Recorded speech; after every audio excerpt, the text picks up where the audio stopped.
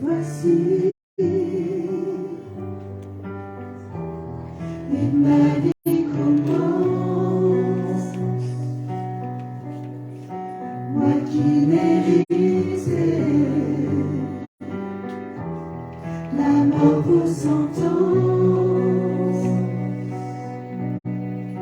mes chaînes sont brisées, mes murs s'effondrent. Tu as tout changé en une seconde,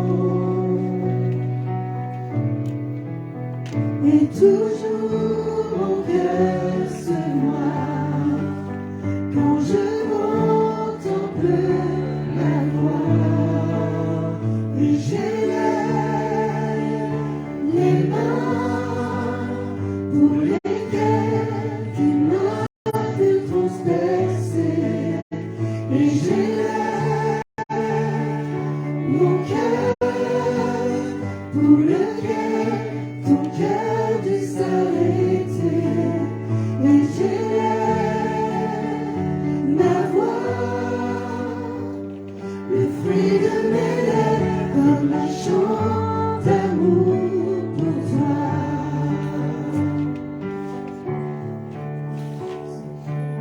Ce n'est plus moi qui vis, ce n'est plus moi qui vis, ce n'est plus moi qui vis, c'est Christ qui vit en moi.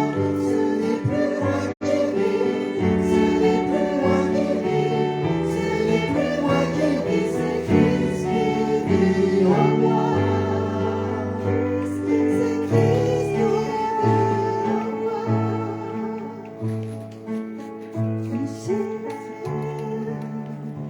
Mes mains pour lesquelles tes mains furent transpercées, et j'élève mon cœur pour lequel ton cœur dut s'arrêter, et j'élève ma voix, le fruit de mes lèvres, comme un chant d'amour pour toi.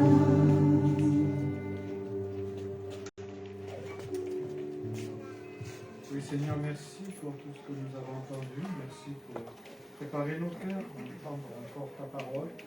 Nous te rendons gloire pour ce sacrifice que tu as accompli pour nous. Nous voulons vraiment, Seigneur, aspirer à marcher dans tes voies pour te plaire et être ces témoins que tu désires que nous soyons. Amen.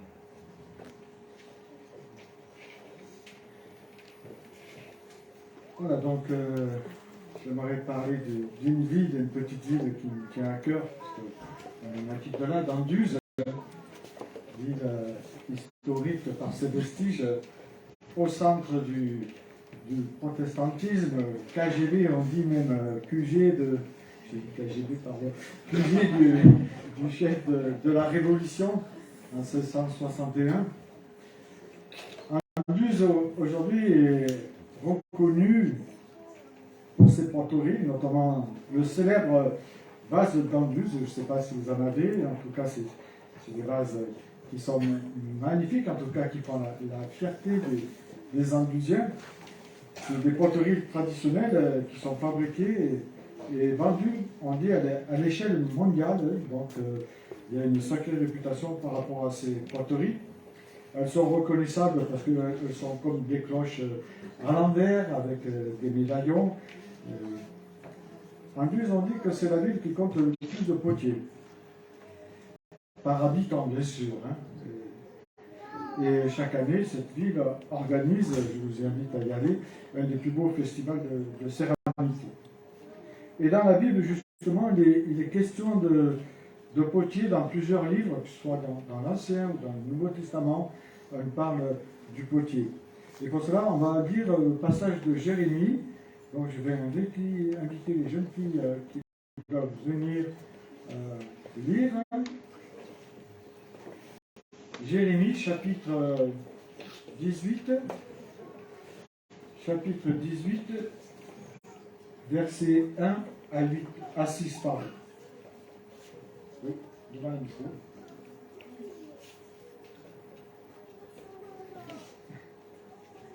Voici la parole adressée à Jérémie par l'Éternel.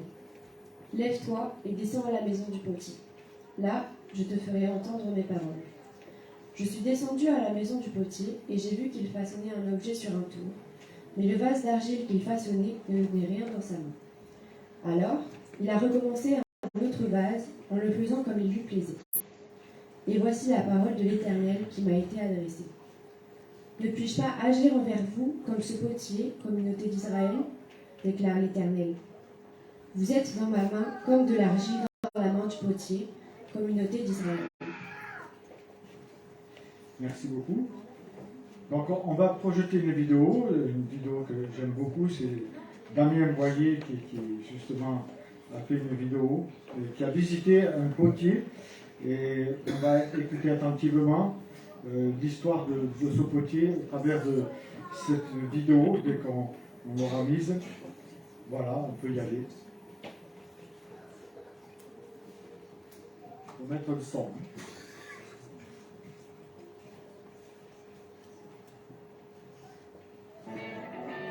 Aujourd'hui, direction le Var dans le petit village de Montferrat, où je pars à la rencontre de Christian, un éducateur pour jeunes adultes victimes d'addiction.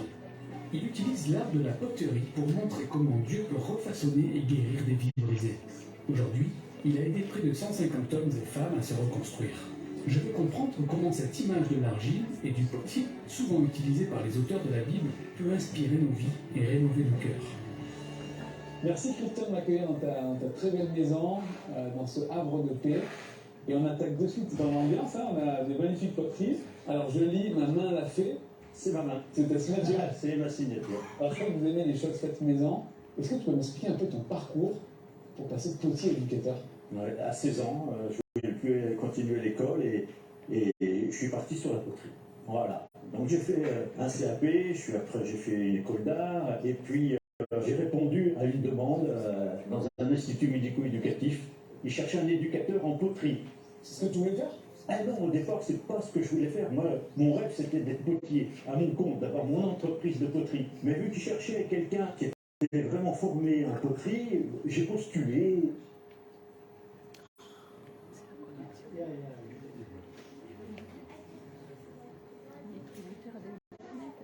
Et j'ai été pris. Et la première année, c'était un petit peu compliqué, parce que je pensais me réaliser.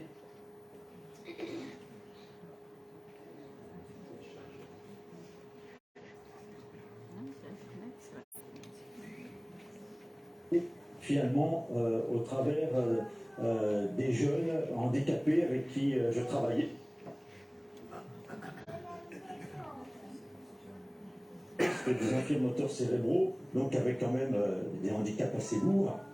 Mais moi, j'ai vu en eux mes ouvriers. Et j'étais très dur, j'étais très exigeant. Je ne tenais pas compte de leur handicap, en fait. Puis j'étais déçu. J'étais déçu parce que l'handicap de ces jeunes ne permettait pas de réaliser ce que je voulais. Et il m'a fallu 1 an pour réaliser mon erreur de parcours. Et ils n'étaient pas là pour être à mon service, mais que c'était à moi de m'adapter.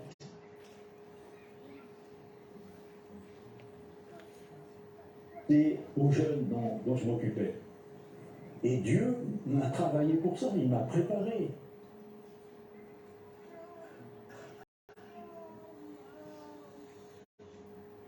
Il a changé ma façon de voir, ma mentalité.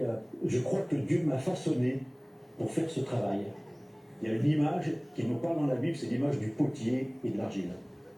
En fait, on est entre les mains de Dieu, comme l'argile entre les mains du potier.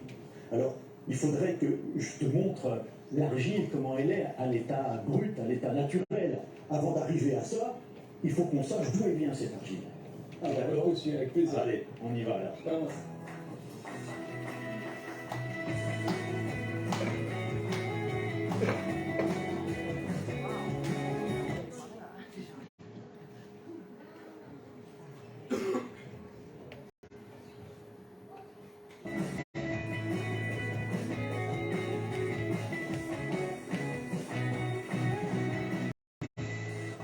On peut trouver de l'argile un peu partout.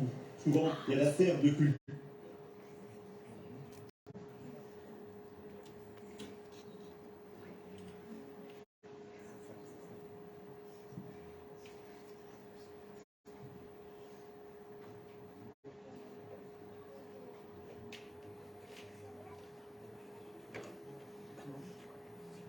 On va mettre une clé comme ça.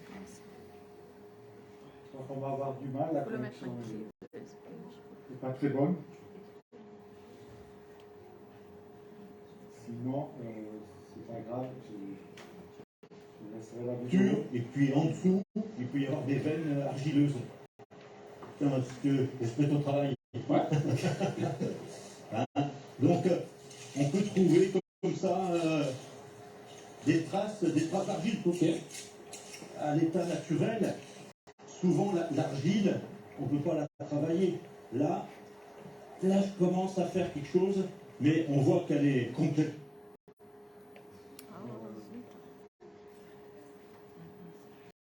un propre travail, parce qu'il y a des cailloux, des morceaux de bois, mais donc pour être utilisé,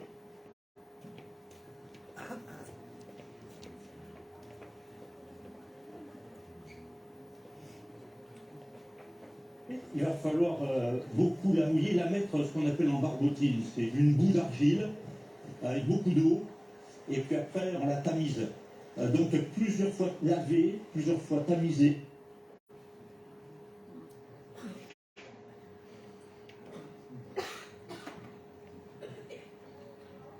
Je crois qu'on n'arrivera pas jusqu'au bout de la Et vidéo. avec un tamis qui devient de plus en plus serré.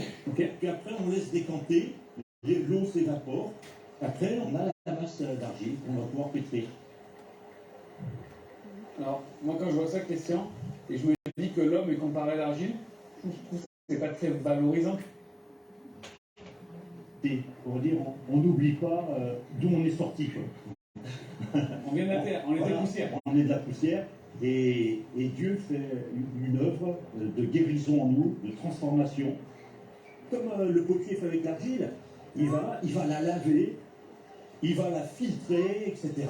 Et ça, c'est la repentance, le cœur brisé, le cœur qui demande pardon, qui reconnaît que Jésus nous a aimés au point de donner sa vie pour nous. Et par le sacrifice de Jésus, nous sommes lavés de nos péchés. C'est comme ça que Dieu nous rachète.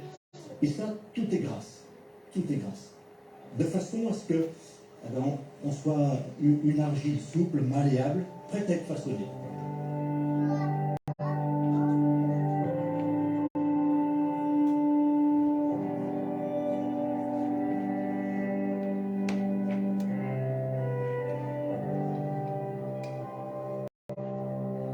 Après le pétrissage, Ah, le fameux tour, voilà, c'est lui. ça va être le façonnage autour, on essaie de jeter au centre. Ok, Voilà. bien joué. Alors, alors toujours mouillé, Ouais. on ne peut pas tourner sans eau. L'argile entre les mains du potier, il faut qu'elle soit centrée. Ben, nous, si on est entre les mains de Dieu, ça veut dire qu'on doit être placé au centre. On est au cœur, au centre de son cœur, de son amour. Il faut lâcher doucement, toujours avec douceur. Je crois que l'esprit de Dieu, c'est un esprit de douceur. Il sait comment nous reprendre. Le pétrissage, le façonnage, eh ben, ça nous coûte et il y a des choses qu'il faut éliminer. À chaque fois que je façonne, regarde, je retire de la terre, je retire de la boue. En fait, il est en train de nous préparer pour l'œuvre à laquelle il nous appelle. Et le façonnage de Dieu, il dure toute notre vie. C'est pas un travail superficiel. Et il ne travaille pas en apparence. Dieu, il travaille au fond de l'être humain, dans notre cœur. Et il veut façonner notre mentalité, notre caractère, notre personnalité.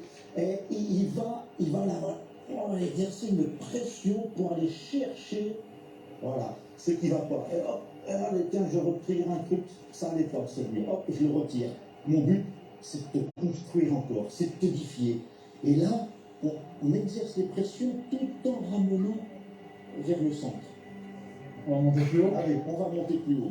Toujours une main à l'intérieur, c'est-à-dire que c'est la main à l'intérieur qui va définir la forme. C'est la main de Dieu dans notre vie qui nous façonne.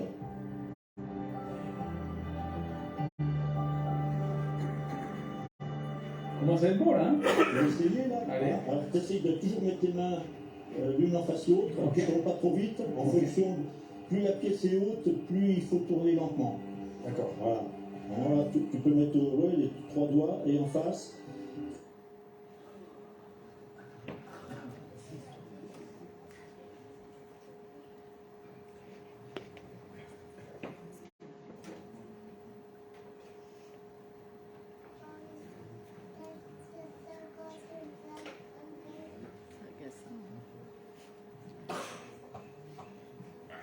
Dès qu'il va parler, ça va reprendre.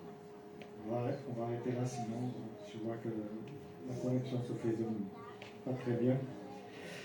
Donc voilà, c'était cette image du potier que je voulais vous laisser, qui est l'image qu'on retrouve justement dans ce livre de Jérémie, mais peut-être qu'on peut poser des questions par rapport à ce qui a été vu, si les jeunes filles veulent poser des questions.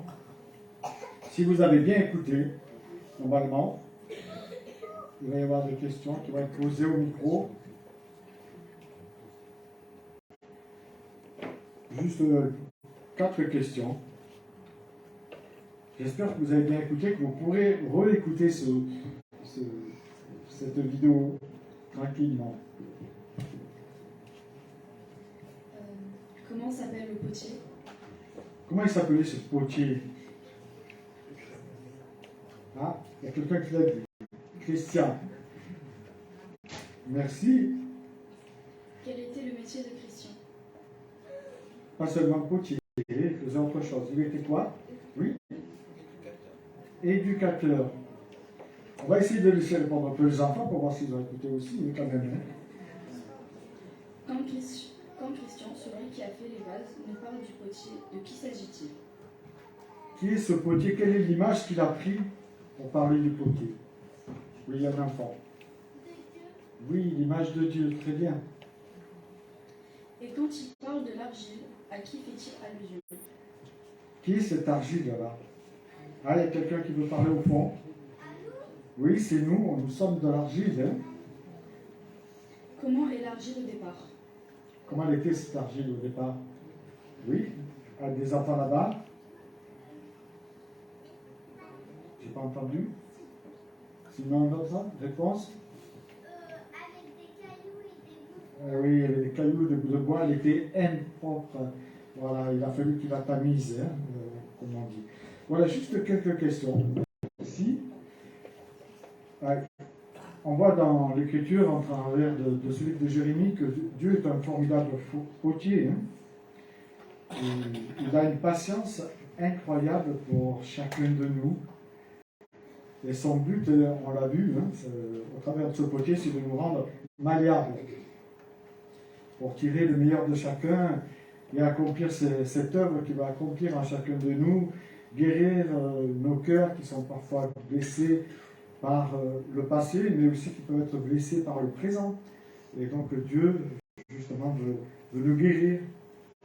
Et une fois que le Seigneur a commencé cette œuvre, qu'on a commencé à se laisser laver par lui, qu'on a filtré, on lui a permis de filtrer toutes ces impuretés qui sont à nous, il peut en faire opérer cette œuvre unique de transformation. Et ce magnifique vase. Et c'est vrai que malheureusement, on n'accepte pas toujours la main de Dieu dans notre vie, car ça nous demande d'éliminer des choses que peut-être auxquelles on est attaché. Vous savez, quand Jésus dit à ses disciples, toi suis-moi, quand Lévi est percepteur d'impôts, et qu'il lui dit, toi suis-moi, il doit tout abandonner. Mais parfois, Dieu, dans notre vie, nous demande d'abandonner certaines choses qui nous montrent petit à petit. Il ne va pas d'un coup, mais petit à petit, il travaille notre cœur. Et malheureusement, il y a des choses que nous sommes très attachés.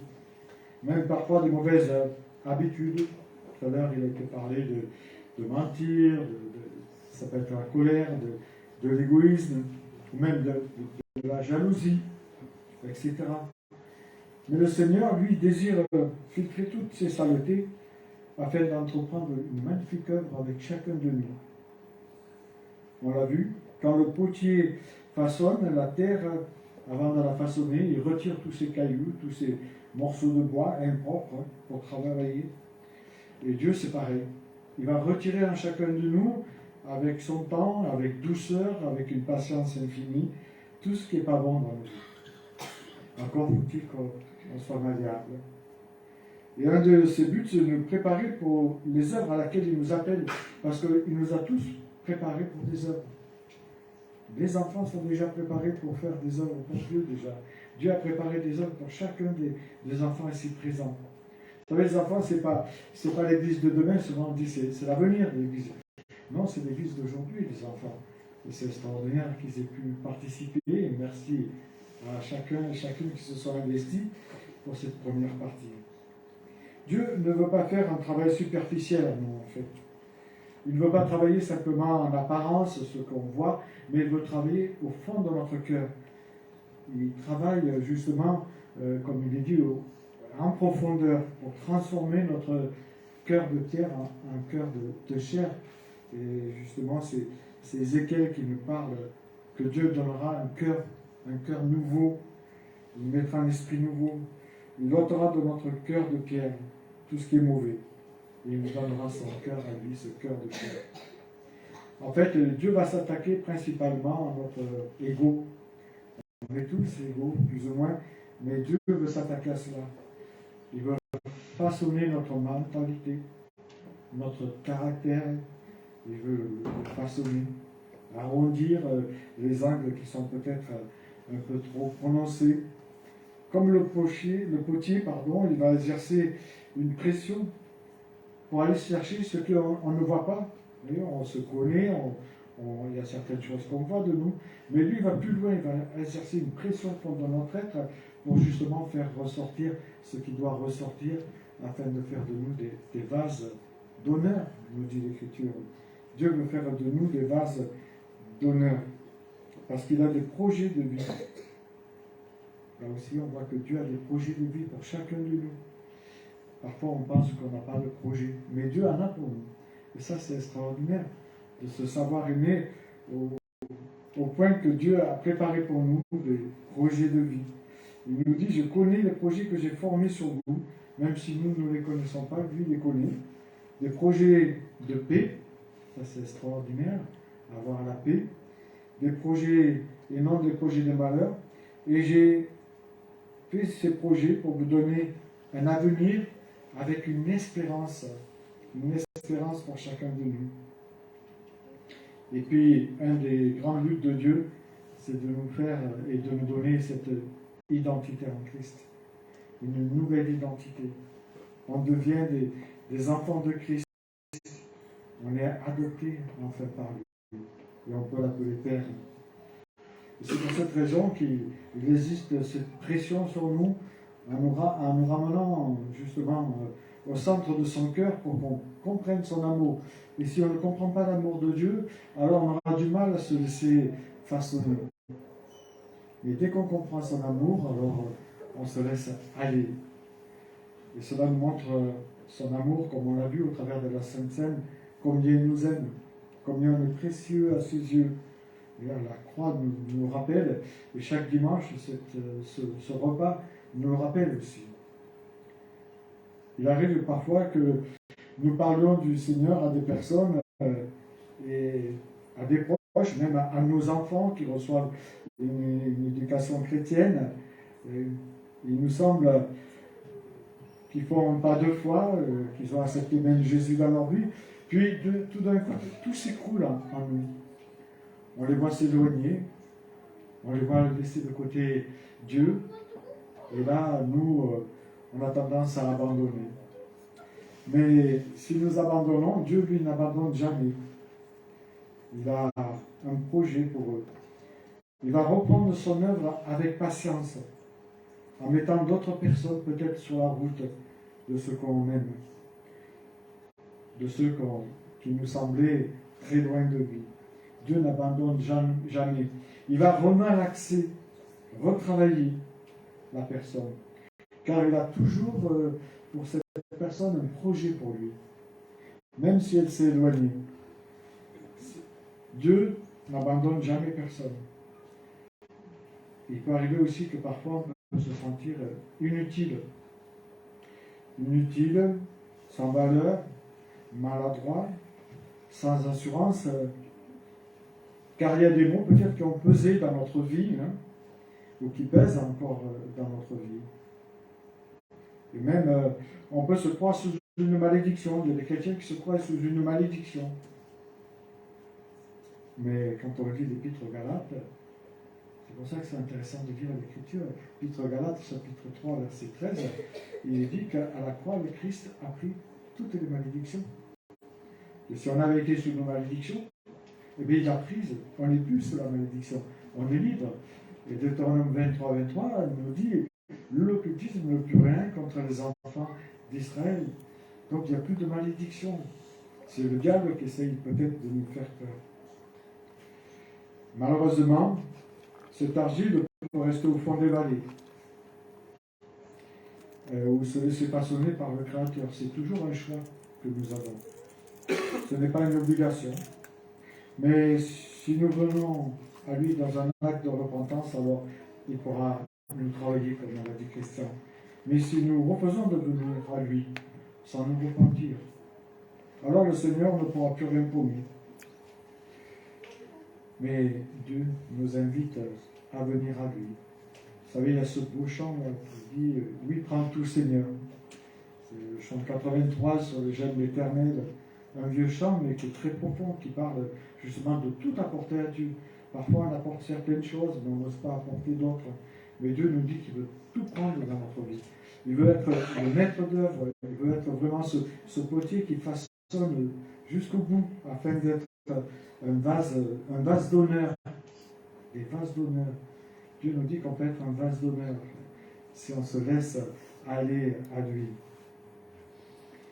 Si on vient à lui, il laissera apparaître toute sa beauté en nous. Sa lumière jaillira dans nos cœurs. C'est pour cela qu'il est vraiment important de se laisser toucher par Dieu, au plus profond de son être, pour qu'il opère avec sagesse et amour son œuvre de guérison, son œuvre de restauration, son œuvre de reconstruction. Et c'est un cadeau que Dieu nous fait. Ce cadeau, il s'adresse à tous les hommes, parce que Dieu veut que tous les hommes soient sauvés. Cette œuvre, il désire la faire en chacun de nous, sans exception. Il voudrait que chacune de ces créatures soit des œuvres d'art à sa gloire. Mais nous savons très bien que c'est un choix qu'il ne peut pas faire sans notre consentement. Christian, au travers de ce travail qu'il accomplit, nous a rappelé que le travail du grand potier, si vous regardez la vidéo, il dure toute une vie. Donc on s'imagine que c'est arrivé pour nous, hein, mais ça s'appelle dans la Bible la sanctification, sans laquelle personne ne verra le Seigneur. L'Épître aux Hébreux est clair, Hébreux 12, 14, Dieu veut nous sanctifier, c'est continuer de travailler chacun de nous. Pour cela, bien sûr, il faut faire comme Jean-Baptiste, comme il a été dit, il faut qu'il croisse et que je diminue. Il faut que Dieu croisse dans ma vie et que moi je diminue, pour qu'il ait la possibilité de réparer la plupart de mes imperfections. Je vous invite à prier. Seigneur notre Dieu, nous te remercions pour cette image du potier que tu nous as laissé. Merci parce que nous voyons que tu es ce Dieu patient, tu es ce Dieu qui enlève une à une chaque impureté de nos cœurs pour justement aspirer à te ressembler. Merci parce que par ton Fils Jésus-Christ, tu nous rends saints, tu nous permets de venir à toi tel que nous sommes, pour que tu continues de nous façonner jour après jour, afin de faire de chacun de nous des vases d'honneur. Je te remercie, je te prie pour chacun de nous ici présents, afin que tu continues ton œuvre, pour que nous soyons tous des enfants à ta gloire. Au nom de Jésus-Christ. Amen. On pourrait peut-être chanter ce chant, ce 83. Il est facile.